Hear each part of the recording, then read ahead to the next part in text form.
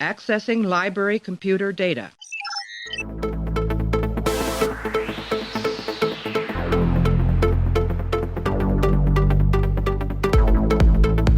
And to make sure that history never forgets the name Enterprise.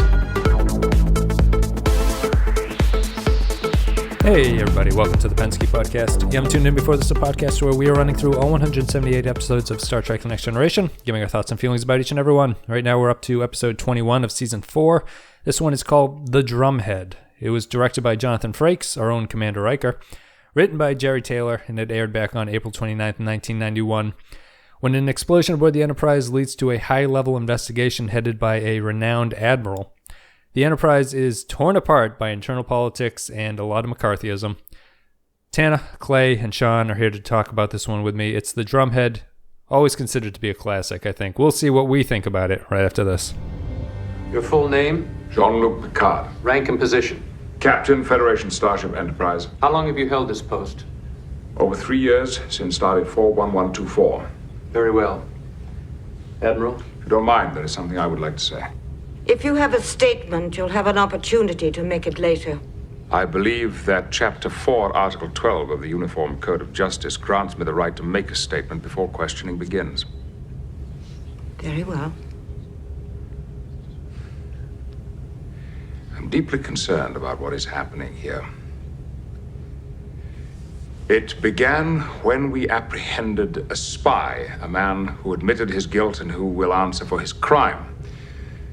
But the hunt didn't end there. Another man, Mr. Simon Tarses, was brought to trial, and it was a trial, no matter what others choose to call it. A trial based on insinuation and innuendo.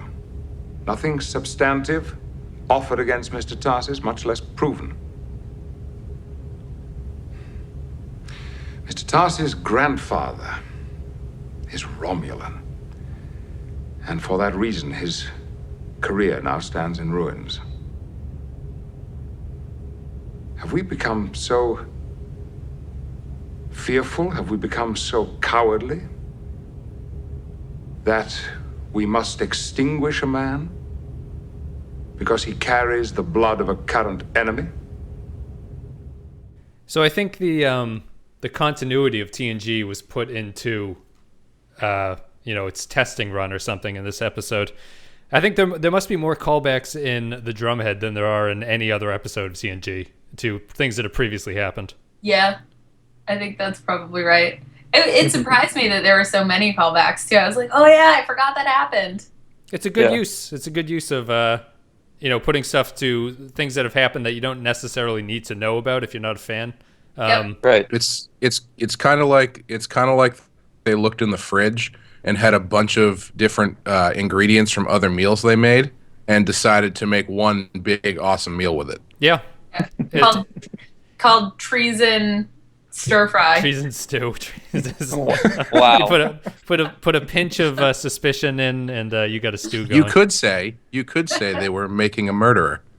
Yeah. This episode actually reminded me a lot of Making a Murderer. This episode reminded me of Serial quite a bit.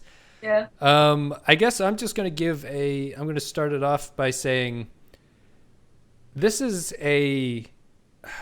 like quintessential TNG, in the fact that the way everything pans out and the way they approach this story is so earnest in what goes on that it feels slightly dated, even though I think it's still an excellent episode.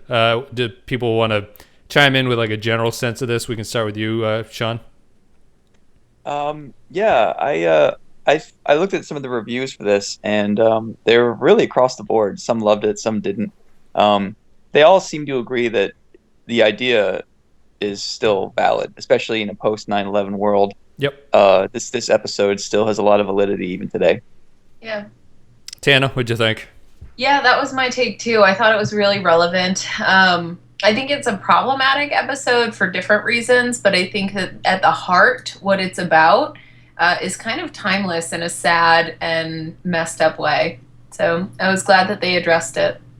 Clay? I thought it was great. I think it's, honestly, I can't remember all the other ones from this season, but I feel like this is my favorite one so far. Yeah, I think this is the best episode of season 4 so far. Just to fill in what I meant before, TNG feels a little bit, I don't know if dated is the right word, but it feels like very 90s in the fact that it doesn't do Shades of Grey particularly. It's not interested in Shades of Grey. This and the episode that we're going to talk about that afterwards are of a mindset, and they go into it. In this one in particular, it takes the right path. Like, I can't disagree with what they say or what they come to a conclusion about, but it feels as though the side that I think is wrong is not given a particularly fair shake. So you end up just being like, well, yeah, I agree. Like, you shouldn't rush to judge people. You shouldn't rush to, you shouldn't put people through kangaroo courts. You shouldn't do all this stuff in the name of security. I think my main problem with the Drumhead is that Admiral Satie's side is never portrayed as being particularly valid in what they're doing. Yeah, they don't really have any, evidence or anything. It's just all going off of, basically all going off of what the Betazoid said. Well, what do you guys think about the fact, so the witness that changes everything, who says he's half, what does he say? He's half Vulcan, but he's really half Romulan. Yep. And he's exposed. This guy is like exposed in that lie. And I think that's the hinge pin, the point at which the whole episode shifts. And it goes from what is a really awesome Star Trek episode leading up. This woman ambassador comes on, her and Picard have this head-to-head stuff. It's really cool stuff. And then this guy appears. He lies. He's lied about his heritage to get into Starfleet, or, Romulans are evil, but Vulcans are okay. When that lie is exposed, everything that happens, I think, from that moment on is worthy of discussion, because I think it's really problematic on both sides. Did you guys notice that? Well, intentionally problematic. I mean, I'd say it's intentionally problematic. Why would you say that? You wouldn't say that, or you're asking? No. I'm wondering what your reasons are. I would absolutely agree with you. Well, I think they're going for a completely, no one in the audience is going to miss what we're trying to say here. Right. And it's not particularly nuanced in that regard. Let's see. I'll let someone else talk. So, Clay, were you going to say something? I don't think I was. Oh, I thought you were chiming in there in the back. No, I think. Well, I think you're right. I think it is. It does kind of do what a lot of these episodes do, where this one and the next one are very close to the line of being a little too preachy. Yep. But that being said, I thought this one, I thought they were both pretty good. I thought this one was really interesting, and they have 45 minutes to convince you that not only is this guy a suspect, but now Worf isn't entirely sure about who's to trust, to the point where they even are putting Captain Picard on trial. So I'll give them a little leeway, because they got to kind of steamroll some more nuanced stuff to get to that point. What did you guys think of the fact that Picard, so on the one side of the argument, we have the accusers going after this guy that lied about who he is or what his biology is, and based on that decides that he's a traitor, he's working with the Romulan Empire, he's, and they go after, it starts a kangaroo court, right? It's a witch hunt. Picard's response to that is, I think, the other side of the pendulum and too far. Like, he invites this kid into his chambers, and he's talking to him, and he's taking him under his wing, and, this kid could be somewhere in the middle, Picard has decided he's innocent based on nothing, absolutely nothing. Right. No, I definitely agree. Nothing to stand on, which is... Yeah, and so we have two sides that have no substance in either of their case. Like, neither side, pro or con, can defend, like, nobody has any evidence of anything until we get to the end where the woman's like, Picard, you're a traitor for this and this and this reason, which was really great, I thought. Well, But it just built there from nothing. Well, here's my thing. Like the Wounded was this season, and the Wounded spends 40 minutes trying to convince you that the Cardassians are innocent and this rogue captain has truly gone rogue. Mm-hmm. The last 5 minutes it reverses it, and it shows that the rogue captain, who's going to be court-martialed, basically was correct in what he was suspicious of. That the Cardassians are like amassing a fleet along the border and things like that. And Picard turns around on the Cardassians, and uses it as I'm going to do what I'm doing now to keep the peace. However, just be aware that we're going to be watching you. They don't do that in the Drumhead. They don't add any sort of nuance. It's totally different from Making a Murderer in that I don't think this episode believes for a second that any wrongdoing has been going on. Besides a Klingon. Right. And I think that they could have nuanced that a little bit. Right. Wasn't there evidence? Go ahead, Sean. Wasn't there the explosion that happened? Like, didn't they determine that wasn't related to the terrorist? It was just she an kept accident. pushing it after that. Yeah. Yep. Yeah. So like the last 20 minutes of her argument were, we know she's wrong. We know she's just being stubborn and she's out for some reason to represent her father's ideals or whatever. So you don't even give her a second thought as to whether she's right or wrong. Yeah. I'm sorry, and also, I mean, the whole argument scene at the end it plays like a courtroom scene, but actually what it's supposed to be is an interrogation scene. Yes. Yeah. Because the whole point, because when Picard comes in, the first thing he says is, "Why are there people here?" And she's like, "Oh, well, it puts pressure on people. What does she say? Saboteurs don't like bright lights or some shit like that." Yeah. And so what that whole sequence is doing is, I guess, when you look at it from the point of an interrogation versus an actual trial, they don't have any evidence. The whole point of it is to try and push as many buttons as possible to get someone to break. This is it's more like a grand jury, I think, is what I like. They're determining if there's a problem. What's the thing called? You're guilty in the public eye. Like, there's a term for that. You've been found guilty in the public forum. Court of public opinion. Court of public opinion. Court of public opinion. So I think she is creating a court of public opinion on this closed environment, which is the ship. Yeah, right. Which she's using as a tactic, but she's not. She's not. Well, I mean, maybe she is, but she's not taking into account how that's going to continue outside the proceedings. Yes. Yeah. And she.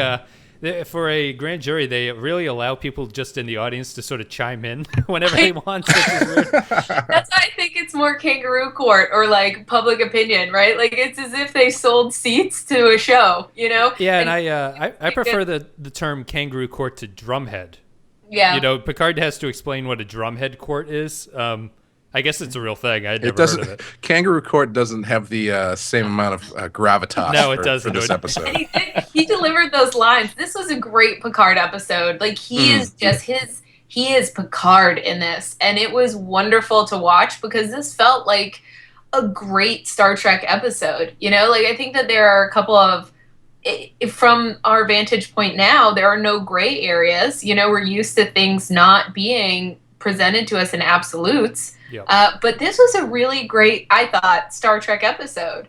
The characters, the trial, the different species. She has a Beta Z with her, which is, I don't know, have we seen many Beta Zs besides Waxana and half Beta Z Troy? Tam Elbrun. Every episode Troy is in, there's another Betazoid. Really? Pretty much. What's interesting about, I guess I'll say a couple things here. I'm mostly playing devil's advocate because I think we're all going to otherwise just sort of like circle jerk around this episode. I think it's undeniably like a great Star Trek episode. Yeah.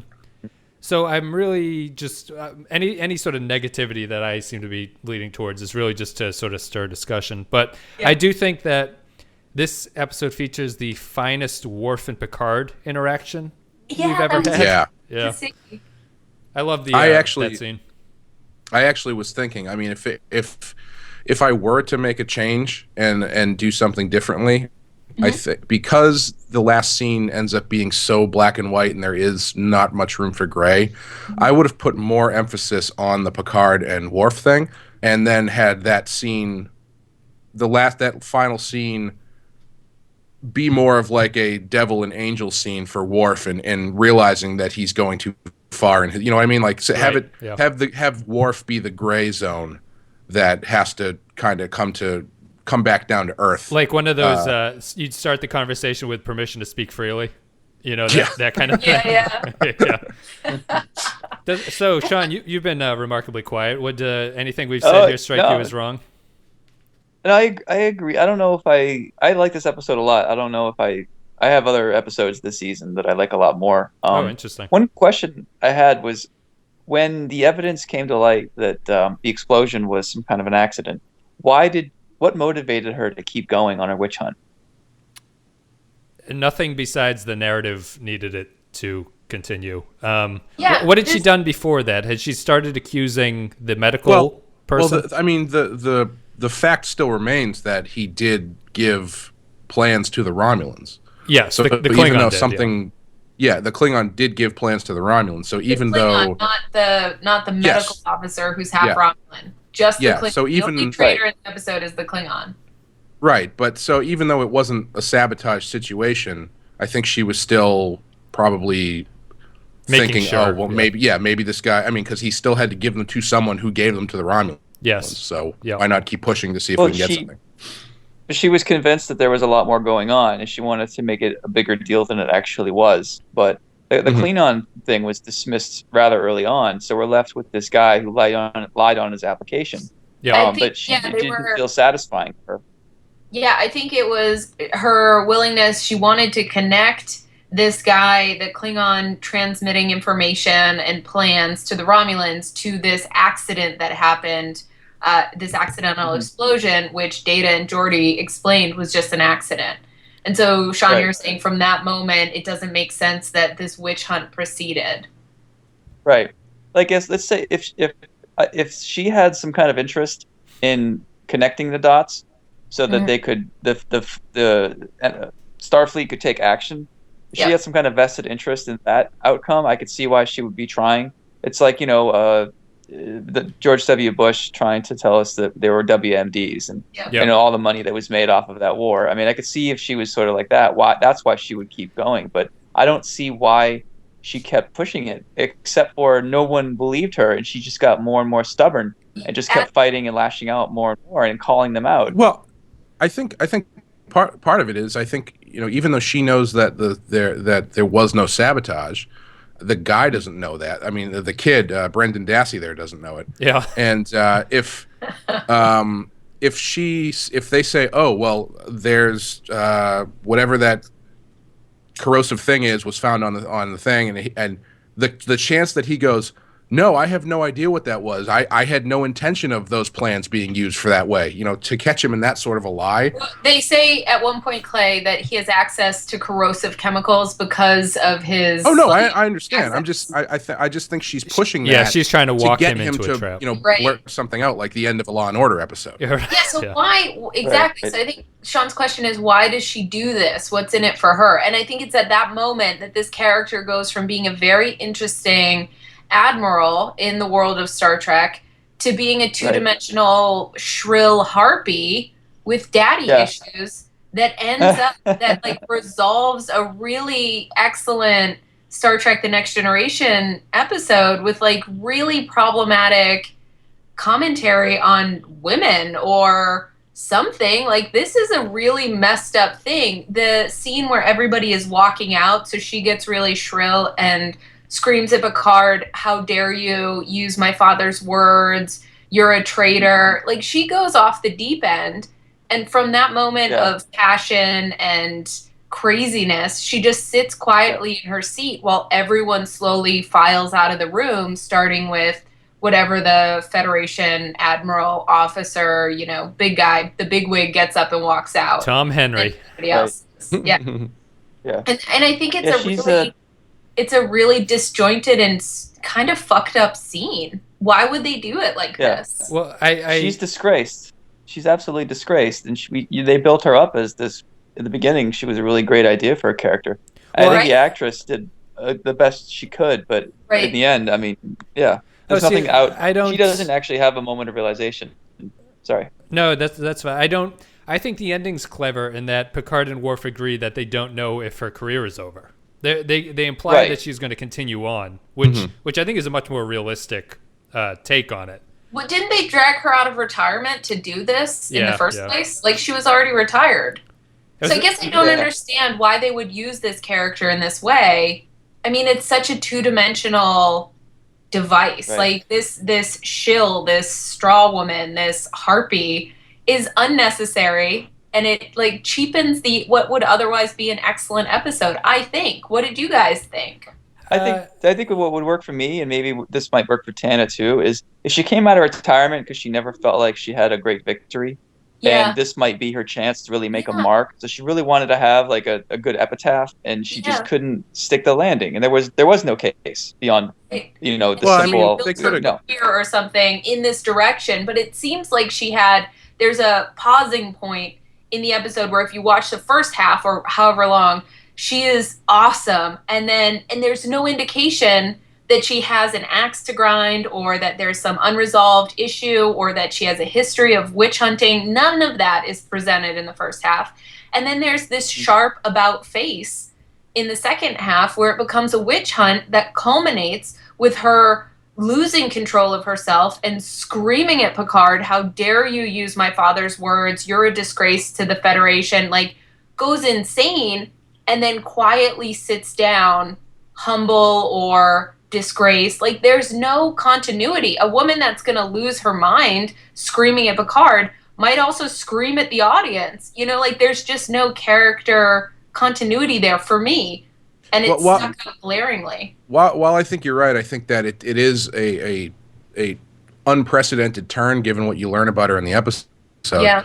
I think it could have been. That character could have been anybody. It could have been a younger character who's trying to make their name. I mean, I don't necessarily think that it's. I think maybe it comes off worse because it's a female character. But I mean, there's male characters do that stuff all the time and have the same kind of. You know what it reminds me of? The guy that tries to disassemble Data. Do you guys remember that episode? Right. Like, it's the same sort of tone, but he doesn't get shrill and like start screaming, about Data or something. Like, I don't know that do you guys who've seen this show up until this point, every episode, is there something analogous here? Like, is there a reason for them to do this to what would otherwise be an amazing character? I don't. Well, I think it's a matter of it being a dramatic way to end a courtroom scene. Basically, I mean, I think anybody on the prosecution in any Law and Order episode could have done the same thing. Yeah. I think it's just sort of. It's tied to gender. That's not what I'm saying. I'm just saying it sticks out. It's glaringly. No, definitely. Yeah, I mean, it is character-wise, it doesn't really make a lot of sense. No. Well, I think that like it comes down to the problem here: shades of gray, right? There's no. Yeah. Her reaction seems overblown because she eventually hits a point where she doesn't have any evidence to stand on. Yep. Which becomes the main problem here. If I would buy her being really into it if it was ambiguous as to whether or not this Tarses person was involved.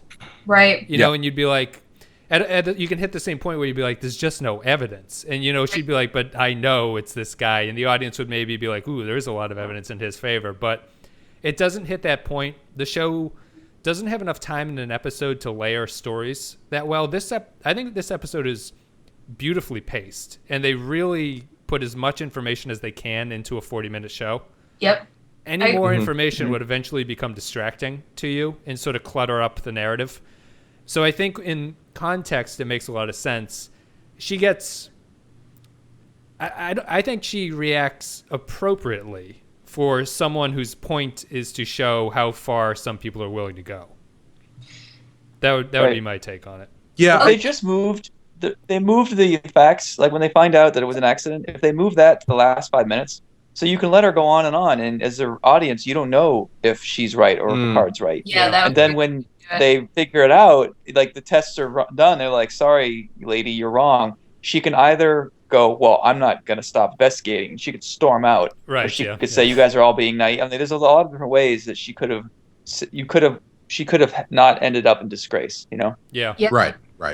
It's I just also think it just doesn't seem there's something off there, and I can't put my finger on it exactly, but it sticks out a lot. It's also, I think, a little bit problematic that there's no, because this is so unserialized, there's no greater conflict that we can really draw on. Yeah. We're kind of aware that the Romulans and Klingons sometimes seem to work together. But there's it's not like this is DS9 and the Dominion War is happening, right. and you can sort of build off of that. So there's nothing really in the background to make it seem like this is a likely thing. But she comes across as the villain more than anyone else. Even more than the Klingon. I mean, she's got more heat, more passion, more dialogue. Like she's the bad guy in this episode in a way. The Klingon was a pretty honorable spy. He's like, "You're goddamn right, I spied, but I didn't blow up the fucking thing." It's like, oh, what a nice spy. She's the bad guy, but again, she's not the bad guy until like the last few minutes of the episode. And I think you're right. I think knowing that she's wrong does hurt things, because if we don't know that she's wrong, then it looks like Picard and she are just two different sides of a coin. Yeah. Right. It's sort of. Did you guys get the notes of like McCarthy era? She's a clear That's McCarthy. what this is, right? But unlike McCarthyism and rooting out who's a communist, she, instead of like having we do it for a country, we do it, for whatever. She gets really shrill, and it boils down into this like daddy issue thing. Like she starts screaming at Picard about "Don't you dare invoke my father's words." I do get a little uncomfortable when people call their parents great people. It generally never seems to end well. And the whole background was that they would sit around the dinner table, her and her siblings, and they would discuss every angle of a nuanced and complicated situation until they had seen it from all sides. Yeah. And then they could like leave the dinner table, and that was a fond memory she had of her dad, except this is exactly the opposite of that. This is her clinging onto something with no proof and then beating everybody over the head about it, which is a violation of everything her dad taught her. She's screaming about "Don't you dare invoke my dad." Like, none of it makes sense, you guys. Well, I don't. I think a weakness in fiction all the time, although there are shows that have sort of built themselves around this. I know Andromeda, the show that was based off of like a concept that Roddenberry had, it would start each episode with a fictional quote. And I think you lose a lot of impact when you make up a quote for someone who didn't exist. I had the same problem when I started watching The Wire, because every episode of The Wire starts with a quote from a character from The Wire. Yeah. And the very first episode of The Wire has a quote from a character from The Wire. And I was like, who the fuck is this guy? I don't give a shit about this. Yeah. Like, why are you giving me a quote of a character I haven't met yet? It's always, yeah. Although I think it works. It works eventually. At least because the quote of the character in The Wire happens in that episode, or something, or a previous episode, you've seen it. This one is just Sati, Judge Sati, or whatever, and it's not even really that great of a quote. I'm going to try to look it up, but here it is. With the first link, the chain is forged. The first speech censored. The first thought forbidden. The first freedom denied. Chains us all irrevocably. That's a Toto song, I think. It's not a great memorable quote. It's too long. It's not curt enough to be a great quote. But that would be my major thing. I think we've talked that angle to death. I wanted to talk about one thing that I was thinking. This is the episode that I think has been so interesting to me as the dark side of Beta Zeds. Why? Well, because of their pure ability to have far too much power in a sort of conversation between people. Yeah. This episode is another episode where I understand it given the way the plot turns out and the way the plot goes, but they're bringing another Betazoid in to do Troy's job. Like Troy's in the first time they interview that Klingon, Troy is in the room. Yep. And she at no point afterwards is like, you know what? I don't think he's telling the truth. Like this guy they bring in does exactly the thing that she's there for. And I understand. Right. And I understand that they have that conversation, the Admiral and Picard, about whether or not to use a Betazoid, which is totally fine. I just think in this instance, I think Troy probably should have been in more than one scene. If that's going to be a turning, like something that you pivot on for the story, I feel like she should.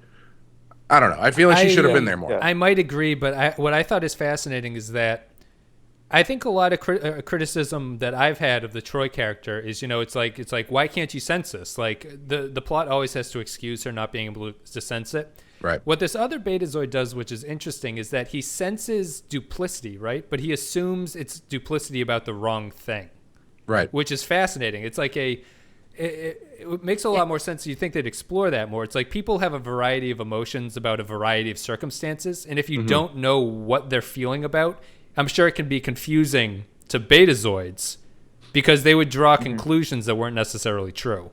Yeah, no, it is a That really interesting thing to do, and I wish they had explored it a little bit more. And it kind of reminded me almost of having just watched Making a Murderer and having seen the countrywide fallout because of it in either direction. It actually did make me feel like this character was almost an audience stand-in, because this guy is seeing this person's answers or whatever, and then immediately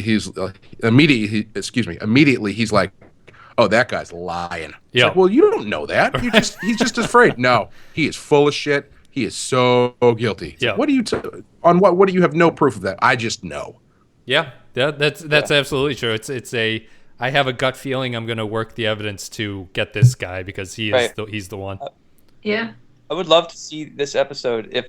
When there was the explosion, what if a friend of Troy's did die, and she was the only Betazoid, and she was convinced that he knew more than he was telling. So she was sort of driving this, and then in the end, she had to realize that the evidence was not there. She was misreading everything because she was biased, and she had to accept that. Even as an empath, she could fool herself even. That would be interesting. That would have been fantastic, but in order for that to have happened, the writers would have had to have any sort of grasp on Troy as a character, which they don't. Oh, yeah. I just noticed the scene. I wrote this down in my little notes. So it's they're talking about, it's the Admiral and Picard talking in his ready room, and the Admiral says something like, "Are you saying you never used your Betazoid in an interrogation?" Yeah. And Picard's response is like, "Actually, no. Like we don't really." Oh, I disagree. He says he'll have to reconsider his use of her in the future. And their response is, "Oh yeah, let's use Troy less."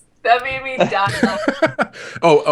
My favorite Troy moment from this episode actually was in the very first interrogation scene, where the Klingon plays the race card by saying, "Oh, you guys are just doing this because I'm a Klingon," and then Troy pulls the "No, some of my best friends are Klingons" line.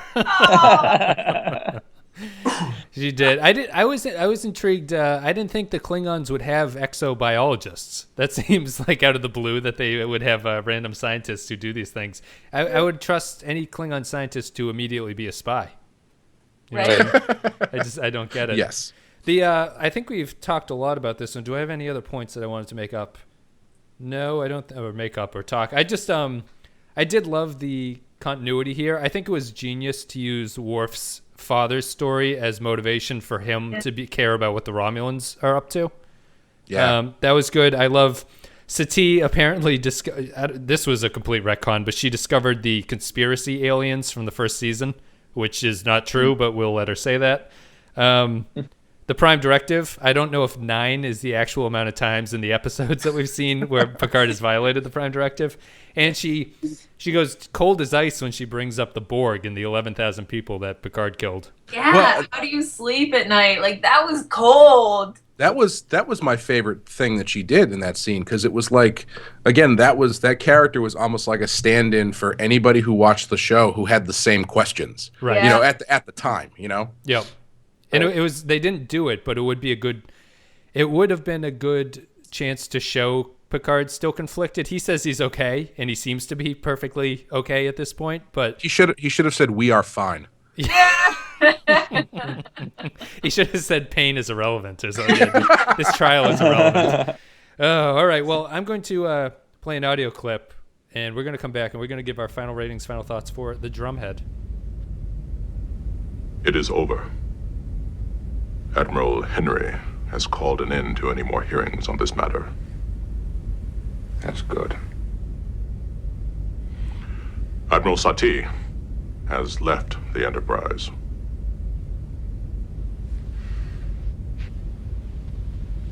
We think we've come so far. Torture of heretics, burning of witches, all ancient history. Then, before you can blink an eye, suddenly it threatens to start all over again. I believed her. I helped her. I did not see what she was. Mr. Worf, villains who twirl their mustaches are easy to spot.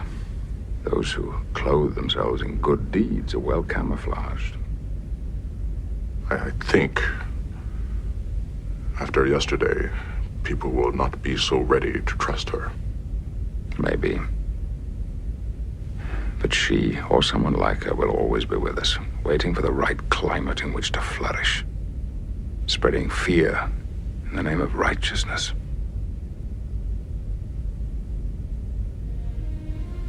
Vigilance, Mr. Worf. That is the price we have to continually pay. All right, guys. So I was playing devil's advocate a lot for this one. I can only criticize this episode, I think, if I'm somewhat comparing it to modern television. I'm going to start this off. I'm going to give this one a 5 out of 5. I think it's the best episode from the 4th season so far. I think this is as focused and tight a story that the Next Generation is capable of really telling. It's a little bit one-sided. It's a little bit black and white. You could easily break down what they're talking about into a multi-episode arc, but they do a pretty good job of handling a pretty complicated situation. Make you think, you get good performances and all that jazz. So what do you guys think? We'll start with Tana. I'm going to give it a 4 out of 5. I think that it is an excellent episode. The only problem and the thing that keeps it from being a 5 is that they reduce this Admiral character to kind of a straw woman. And I understand where it is in time, in the 90s or late 80s. When was this made, Wes? 91. 91, yeah. So, I get the time for it, but I have high hopes for the series. So, 4 out of 5. Loved it. Yeah. Sean? I go 4, but I'm at a low 4. I love the thing that really moves me about this episode is the amazing acting, the amazing moments, like when she accuses Picard, his reaction, all that stuff goes a long way with me. I think it's well written, but I think I was so excited all the way through, but that when she is left in disgrace, I don't feel for a very good reason. That kind of bugs me. Sure. But because there's so many things going well in this episode, I'm going to stick to a 4. Clay? I'm going to go with a 5. Especially coming off of the last 2 that I watched, or honestly, the last 3. Yeah. I think this one really caught me off guard at how much of a step up it was from, Geordi yelling about not being respected by his holodeck crush. Oh, yep. God, that was awesome. And,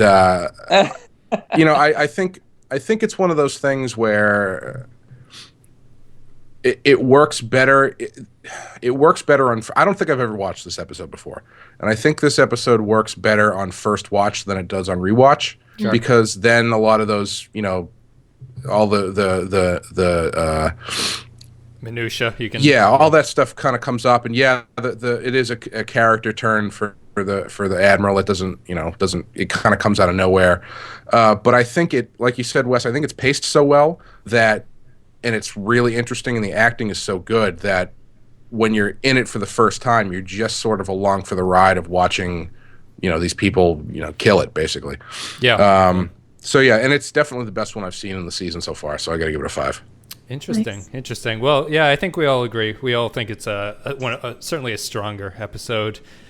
Also for the questions it brings up in terms of relations and species in this case species relations, but applicable to modern day, or any time really, and how you interact with people. I think it's a really good question to bring up. I think it's like Tana said, it's sort of a timeless story because you're always we had the communists, which this was obviously after. You have Islamic terror, current day is like the issue that this is most applicable to. And I think it's always just going to be, I think they even say it in the episode. It's like once you just start to slip, people are going to rush to fill the void of what this episode is talking about. Right. And I think it's just, I think the Picard's line at the end is "Vigilance is the price you pay for freedom" is a better quote than Admiral Sartees' quote. I think it's just more applicable. I really hope someone uses that in like a public forum someday. It'll be Ted Cruz, right? Because he fucking loves Star Wars or Star Trek, apparently. So President Cruz, 2016, we'll get to hear "Vigilance is the price you pay for freedom." Hey, keep your fucking politics out. All right, guys, thank you very much for coming. If you enjoyed the content, you're on YouTube, like in the comments, appreciate it. If you're on iTunes, a rating and review helps get the show out there. We're going to be back with Half a Life in a couple of days. Guys, thanks very much for coming on to talk about this. I had fun. Yeah. It was a good discussion. Anyway, see you guys in a couple of days.